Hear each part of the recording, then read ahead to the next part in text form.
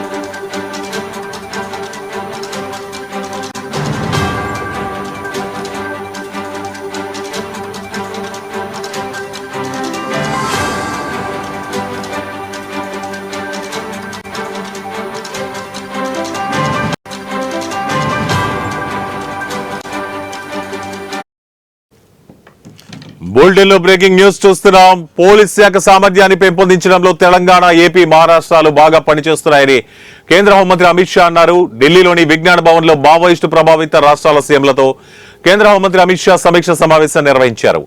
ఈ సందర్భంగా అమిత్ షా మాట్లాడుతూ ఛత్తీస్గఢ్ లో వామపక్ష ఉగ్రవాదంపై చేయి సాధించామని అన్నారు. మావోయిస్టులు హింసతో ఏదీ సాధించలేరని, అందుకే జనజీవన స్రవంతిలో కలవాలని పిలుపునిచ్చారు. గత కొన్నేళ్లలో మావోయిస్టు సమస్యను ఎదుర్కొనే విషయంలో గణనీయమైన పురోగతి సాధించామన్నారు. బహుముఖ వ్యూహాన్ని అమలు చేస్తూ ఈ సమస్యను సమర్థవంతంగా ఎదుర్కొంటున్నామని తెలిపారు. ఈ క్రమంలో ఆయా రాష్ట్రాల పోలీసు విభాగాలు కూడా చాలా బాగా పనిచేస్తున్నాయని అమిత్ షా కొనియాడారు.